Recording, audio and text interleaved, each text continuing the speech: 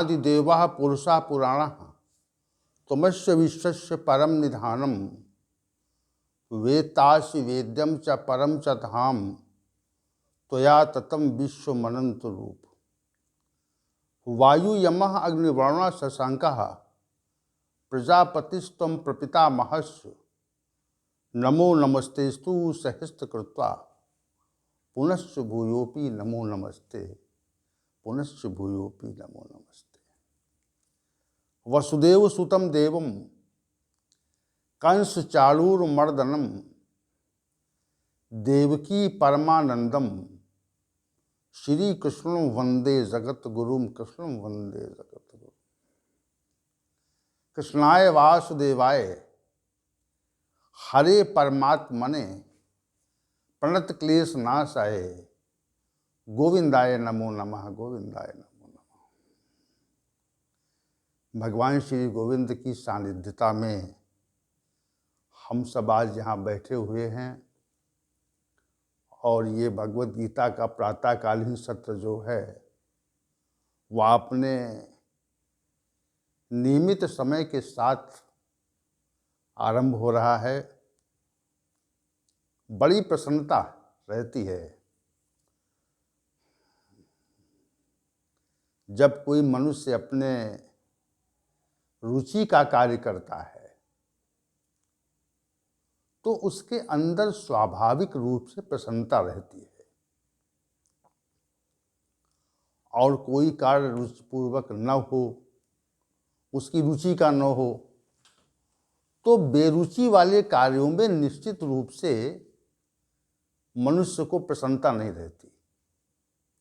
वो कार्य तो करता है, उसमें लगन नहीं रहती, वो भाव नहीं रहता कि ये कार्य हम कर तो रहे हैं इसमें, लेकिन हमें क्या मिलेगा। जैसे कोई विषय होता है किसी छात्र का, तो कोई कोई छात्र किसी किसी किन्हीं किन्हीं विषयों के प्रति रुचि रखता है। किसी बच्चे की रुचि खेलकूद में होती है, वो पढ़ना नहीं चाहता। किसी की पढ़ने में होती है, किसी की किसी विषय में होती है। तो जिस विषय में जिस व्यक्ति की रुचि होती है वह अपनी रुचि के अनुसार जब कर्म करता है तो प्रसन्नता का आभास करता है। ये बात हम कहना चाह रहे हैं। अब हम लोगों की रुचि जो है भगवत गीता जैसे विषय में है। लोगों को भगवत गीता का विषय नीरस लगता है। उसके श्रवण में अगर किसी को भगवत गीता के संबंध में चर्चा करने लगो तो जो 10-20 लोग बैठे होंगे उसमें से 2-4 लोग निकल लेंगे, चले जाएंगे। वो सुनना ही नहीं चाहते। सुनना क्यों नहीं चाहते, इस पे विचार करना कभी कि 10 लोग या 15 लोग या 20 लोग बैठे हैं और वहाँ पर कोई सत्संगी व्यक्ति बैठ जाए और भगवत गीता ज्ञान की चर्चा करना आरंभ करे तो उसमें से बहुत लोग, काफ़ी संख्या में लोग हट जाएंगे। रुचि नहीं है, अपने कल्याण के मार्ग में रुचि नहीं है, उनके पास समय नहीं है। अनेक बातें कहेंगे, हमारे में आज ये काम है, ज़रूरी काम है, हमको जाना है। रुचि नहीं है उस कार्य में। तो रुचि के अभाव में कैसे कार्य हो सकता है। अब हम लोगों की रुचि भगवत गीता में हो ही गई है और इतनी प्रबल है कि हम लोग समय से आ जाते हैं। थोड़ा सा अगर अस्वस्थ भी हुए तब भी औषध लेकर आ जाते हैं, चलो दवा ले लो और चलो। बड़ी विलक्षण बात है। भगवान की सानिध्यता को ग्रहण करने का हम लोग प्रयास करते हैं तो हम लोगों की रुचि है और रुचि के साथ ही यहाँ पर हम लोगों का एकत्रीकरण होता है। तो भगवान श्री गोविंद को प्रणाम करके आज हम लोग अग्रिम विषय की ओर बढ़ेंगे। आज का विषय अध्याय संख्या 18 के श्लोक संख्या 27 पर आधारित है। 27 पर श्री भगवान ने राजसी कर्ता की व्याख्या करते हुए कहा, रागी कर्म फल प्रेप्सुर्लुब्धो हिंसात्मको शुचि हर्ष शोकान्विता कर्ता राजसा परिकीर्तिता। हे अर्जुन, कर्ता रागी हो और कर्म फल प्रेप्सु, कर्म फल की आकांक्षा करने वाला हो, लुब्धा हो, लोभी हो, हिंसात्मका दूसरों के अहित करने की भावना वाला हो, अशुचि और उसमें शुद्धि का भाव न हो, हर्ष शोकान्विता हर्ष शोक में लिप्त हो, ऐसा कर्ता राजस कहा जाता है। राजस कर्ता की तो बहुत विलक्षण परिभाषा श्री भगवान ने कर दी। राजसी कर्ता के संदर्भ में श्री भगवान ने बहुत विलक्षण परिभाषा कर दी और ये कहा, इसमें कितनी बातें कही। राजसी कर्ता की व्याख्या में बहुत बातें कह दी हैं। सात्विक कर्ता की तो व्याख्या में 4 ही तथ्य कहे थे और ये राजसी कर्ता में तो बहुत बातें कही। एक तो रागी कहा,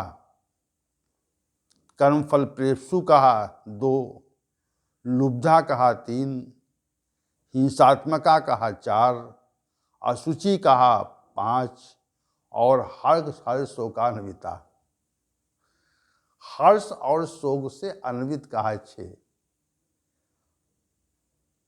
राजसी कर्ता के 6 लक्षणों का निरूपण श्री भगवान ने श्लोक संख्या 27 में किया। विशेष बात यह है कि हम सभी संसार में रहते हैं, हम सभी रजोगुणी हैं। मनुष्य रजोगुणी होता है। माता के रज से और पिता के वीर से जिसकी उत्पत्ति होती है वह मनुष्य राजसी स्वभाव वाला कहा जाता है। हमको राग रंग में और सुखपूर्वक रहने की स्थिति में, अनुकूलता में, प्रसन्नता का आभास होता है और प्रतिकूलता में शोक और दुख का आभास होता है।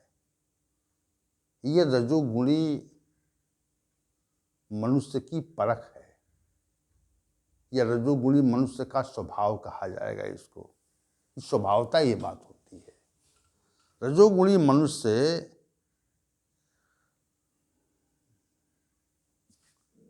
में ये बात होती है कि वो राग रंग में विशेष रूप से आकर्षित होता है।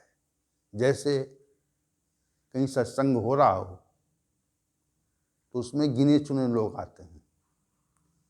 किसी मार्ग के किनारे सत्संग हो रहा हो किसी मंदिर में तो उधर लोग उन्मुख नहीं होते। अपने कार्य में वो इतना अधिक व्यस्त हैं कि सत्संग की ओर उनकी प्रवृत्ति नहीं होती। वे जाना नहीं चाहते। सत्संग में व्यक्ति की प्रवृत्ति नहीं होती। क्यों नहीं होती? सत्संग में नहीं जाना चाहता और उसी के स्थान पर अगर मार्ग के किनारे नृत्य हो रहा हो तो लोग अपना संपूर्ण कार्य छोड़ करके वहां एकत्र होते हैं।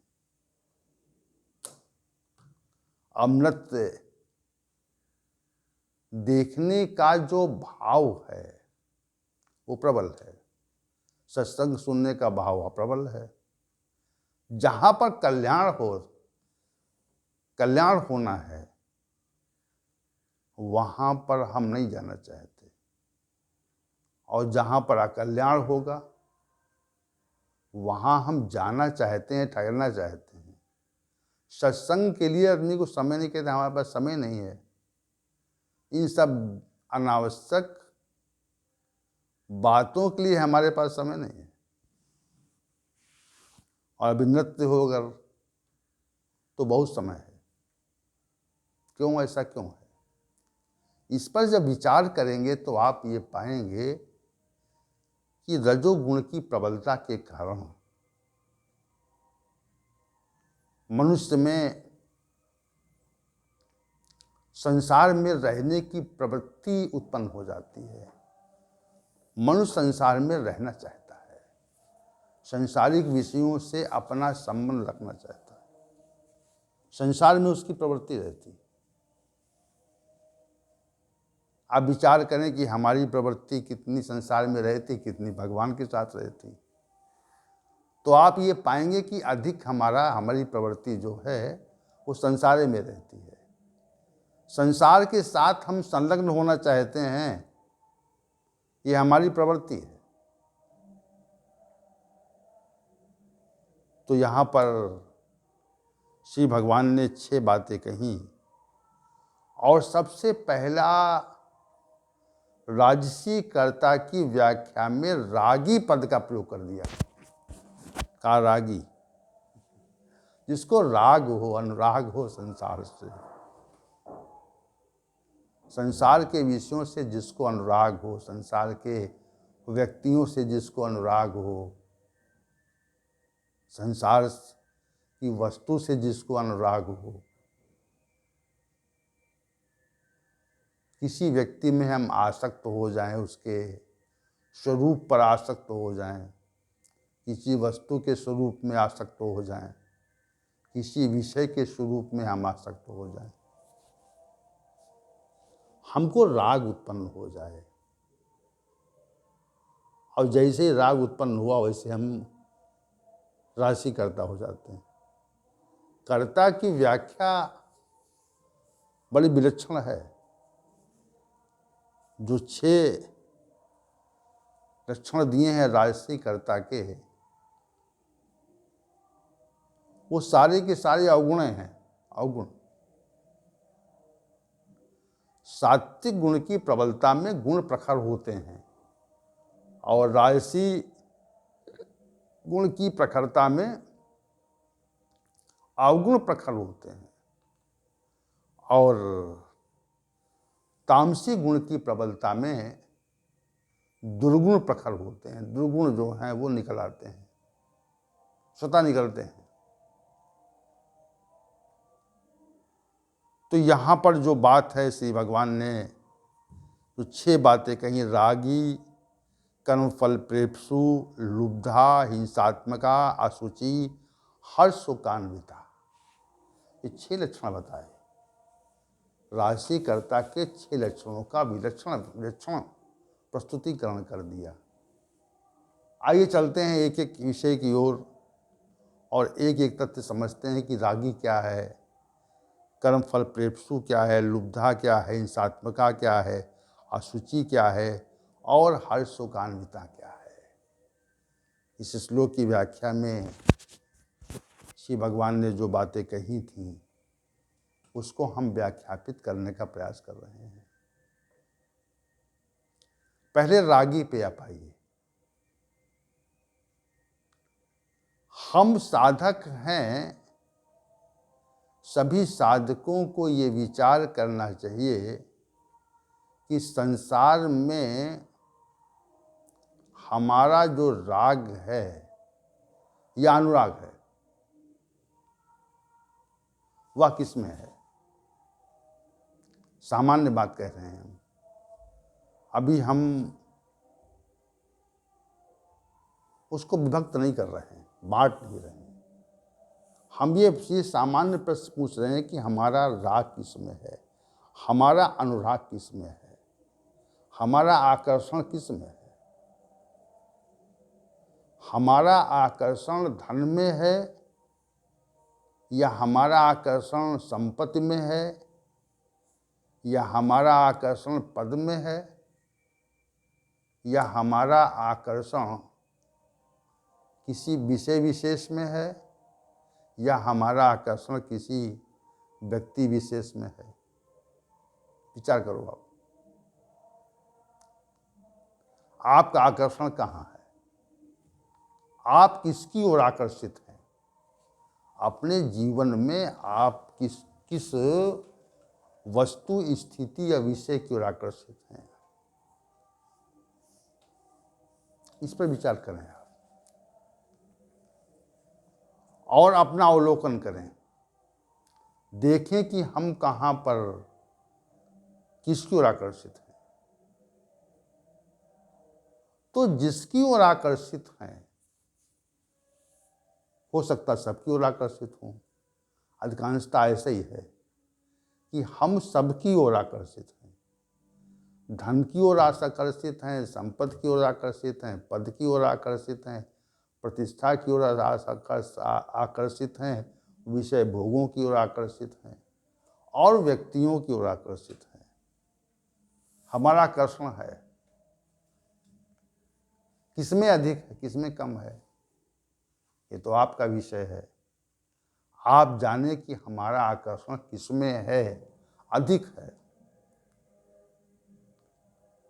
तो जिसमें है, अधिक है, उसके प्रति अधिक राग है, उसके प्रति अधिक अनुराग है, प्रेम उसके प्रति अधिक है, अधिक स्नेह है।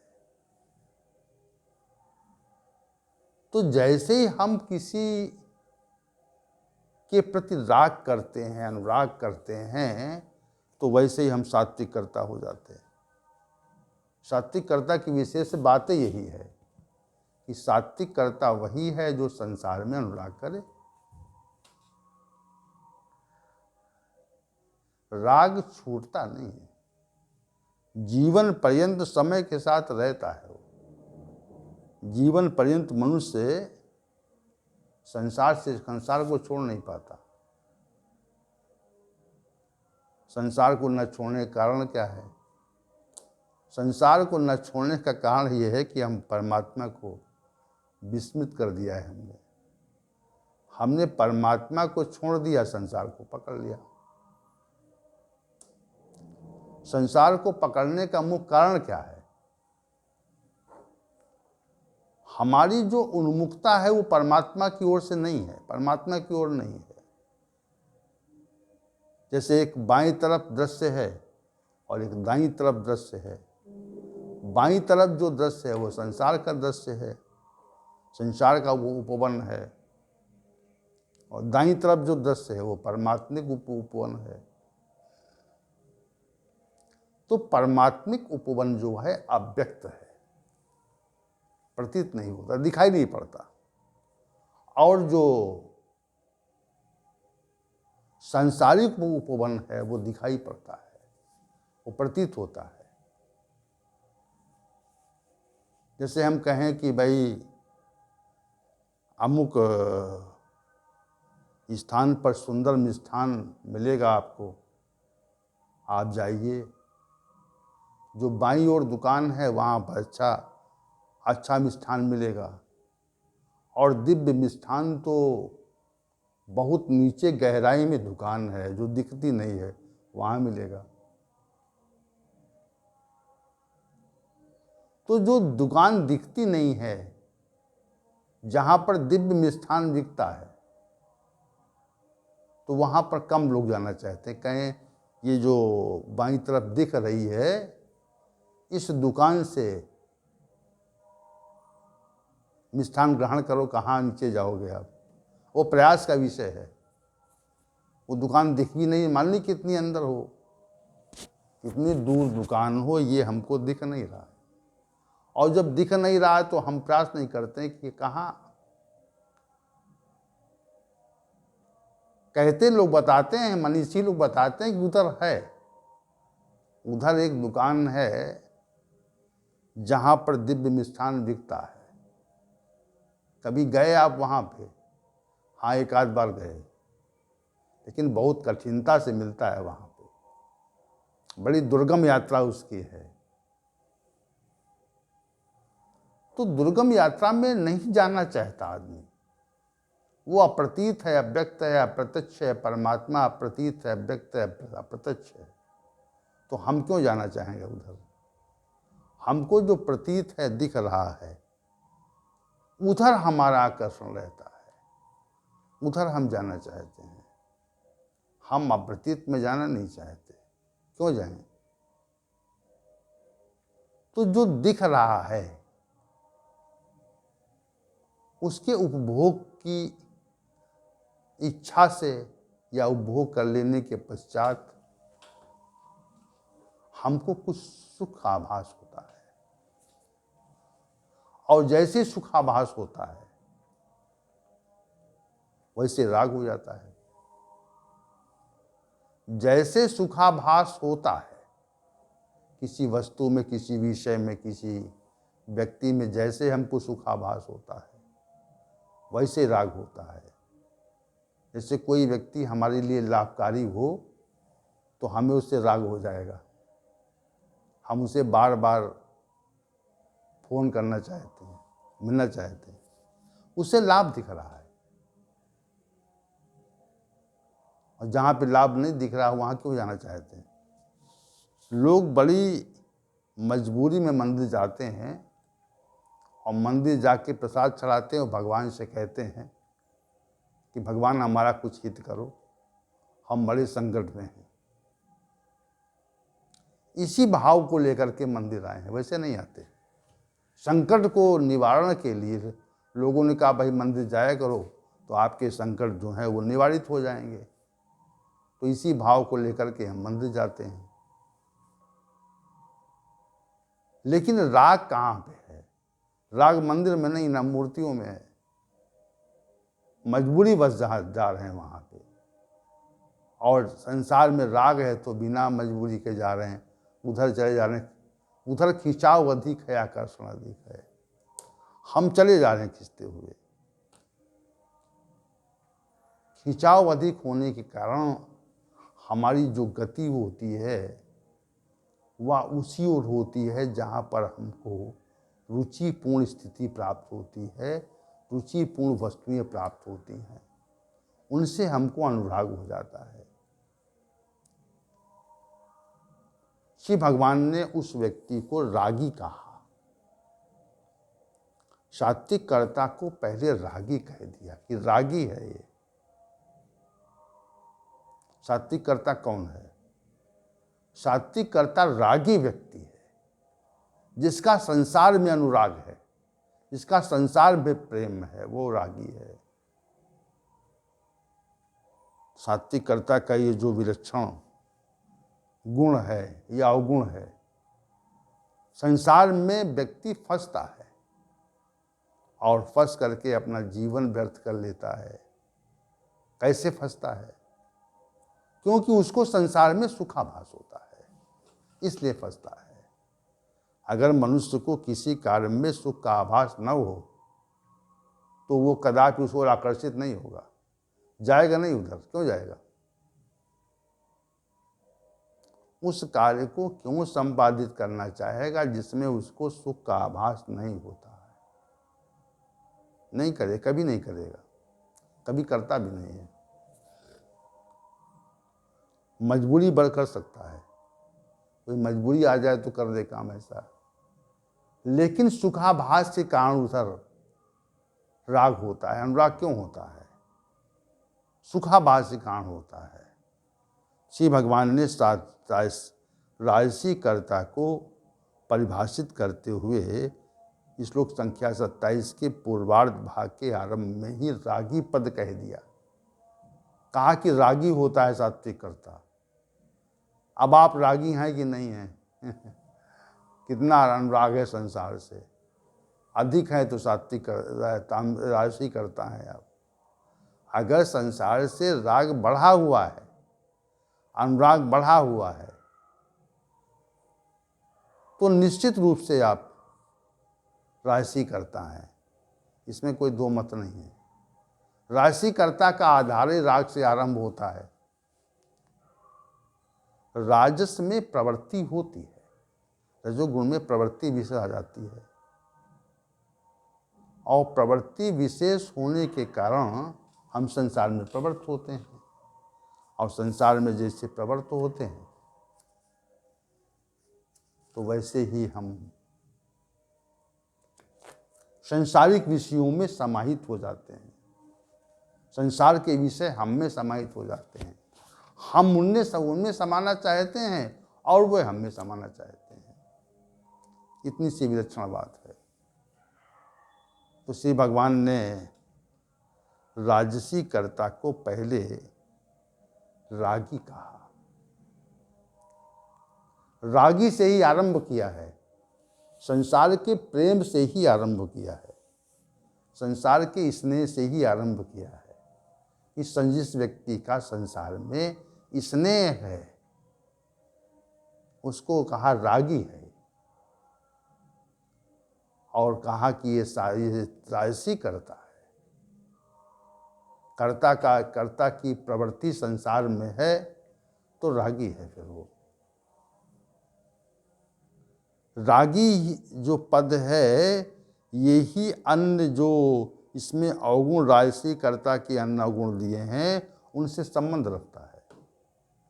श्री भगवान किसी विषय को क्रमिक रूप से व्याख्यापित करते हैं। उसमें आपको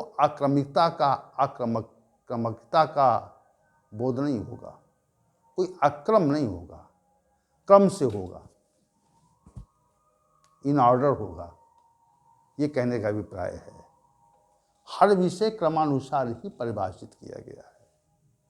ये भगवद गीता की विलक्षणता है, श्री भगवान की त्रिकालज्ञता की विलक्षणता है कि प्रत्येक विषय क्रम से परिभाषित किया गया। अब देखिए, युद्ध का क्षेत्र है और वहाँ पर विषयों को क्रम से प्रस्तुत करना लक्षण बात है कि हम युद्ध के क्षेत्र में खड़े हों, ज्ञान की बातें करने लगे और ऐसा ज्ञान दे दिया संसार को कि सारा संसार इसमें डूब गया। लक्षण बातें कह दी। तो इसमें जो श्लोक संख्या 27 में राजसी कर्ता को परिभाषित करते हुए पहले श्री भगवान ने कहा कि राजसी जो कर्ता होता है वो रागी होता है, उसका संसार से राग रहता है। ये बात श्री भगवान ने कही। तो राजसी कर्ता के जो शेष 5 अवगुण हैं, इस पे हम कल के सत्रों में, अग्रिम सत्रों में विचार करेंगे।